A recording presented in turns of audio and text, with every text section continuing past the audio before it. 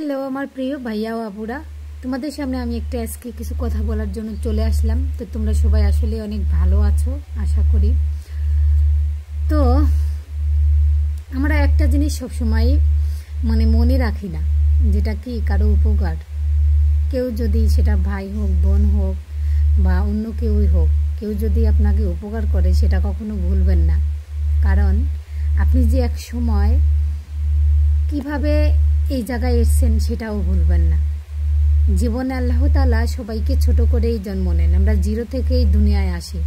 তারপরে কিন্তু আমি কি কোথা থেকে এসেছি বা কোথায় জন্মগ্রহণ করেছি সেটা কোনো মেটার না। মেটার হচ্ছে আমি কি নিয়ে মরতে যাচ্ছি, মৃত্যুবরণ করছি কি নিয়ে, এটাই। আর যেই জায়গায় হোক না কেন প্রত্যেকটা মানুষই কিন্তু আমরা চেষ্টা করি যে হচ্ছে আমাদের সংসার আগে, তারপরে ফ্যামিলি সব কিছু মেনটেন করে তারপরে কিন্তু এখানে কাজ করতে হয়, তাই না?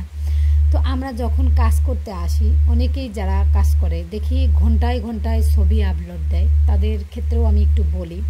সবারগুলো তো আমি করে পারি না, সবাই পারে না। কারণ আমরা যেহেতু আমাদের সংসার ফ্যামিলি রয়েছে, এর জন্য আমরা ঘন্টায় ঘন্টায় এখানে সময় দিতে পারি না। যারাই পারি, আমি বিশেষ করে আমি যতটুক পারি যখনই বসি, আর যেহেতু গ্রামে কারেন্ট থাকে না, এর জন্য কারেন্ট থাকলে আবার ঘন্টা ঘন্টা একটু টেস্ট করার দেখা যায়। এই যে এখন কারেন্ট নেই, আমি যেখানে এখন করতেছি, ভিডিও করতেছি, এখন কিন্তু কারেন্ট নেই। কারেন্ট আসলে হয়তো বা ভিডিও আপলোড দেবো, এরকম ব্যাপার আর কি। তো কারেন্ট থাকে না, তো একটা বিষয় থাকে, তাহলে সারাদিন এখানে থাকতে হবে, সবসময় অনলাইন থাকতে হবে, কারেন্ট থাকতে হবে, তাহলে অনলাইনে থাকা পসিবল হয়। আর একটা কথা হচ্ছে কি, আমি যে যেমনভাবে তোমাকে ভালোবাসবে সেটা মনে রাখবে। কেউ তোমাকে যদি 1 টাকা দিয়ে উপকার করে বিপদের সময়, তার কথা কোনোদিন ভুলে যেও না। আল্লাহ তাআলা বলেছেন সবচেয়ে নিকৃষ্ট বান্দা হিসাবে বান্দি হিসাবে আমি তাদেরকেই করি যারা মানুষের উপকার ভুলে যায়, কারো কাছ থেকে উপকৃত হয়ে তাকে পরে হেয় চোখে দেখেন। তো আমরা চাই সবাই সবার সাথে ভালো ব্যবহার করব। কেউ আপনাকে কমেন্ট করুক সেটাই ফেরত দিন, কেউ আপনাকে লাইক করুক সেটাই ফেরত দিন। এখানে সাকসেসফুল হতে হলে আপনি ঘন্টায় ঘন্টায় ছবি আপলোড দিয়ে সাকসেসফুল হতে পারবেন না, যদি মানুষকে মন থেকে ভালোবাসেন। আর একটা কথা হচ্ছে কি, যারা বাস্তব জীবনে ভালো মানুষ তারা এই ফেসবুক প্ল্যাটফর্মও ভালো। যারা বাস্তব জীবনে খারাপ তারা ফেসবুক প্ল্যাটফর্মও খারাপ। এটা আমার কথাটা মিলিয়ে নিয়েন। তারা কোথাও কোনোদিন শান্তি পায় না, তারা ফ্যামিলিতেও কোনোদিন শান্তি নেই তাদের।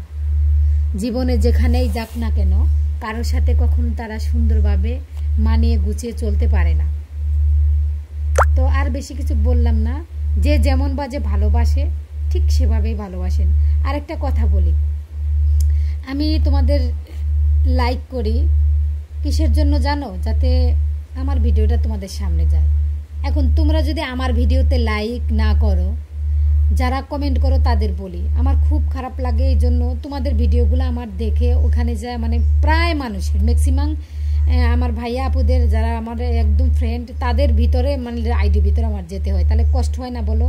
তোমরাও আমাকে একটা কষ্ট করে হলো একটা, আমি যেহেতু 2টা ভিডিও আর একটা মাত্র ছাড়ি, মাত্র 2বার আপলোড দেই, এই 2বারে যে কোনো একটা লাইক দিবাই তোমরা সবাই। তাহলে দেখবা তোমাদের ভিডিওগুলো যখনই তোমরা পোস্ট করো আমার সামনে আসবে। আমি যখনই মোবাইল ওপেন করি তখনই তোমাদের ভিডিও বা পোস্ট দেখতে পাবো।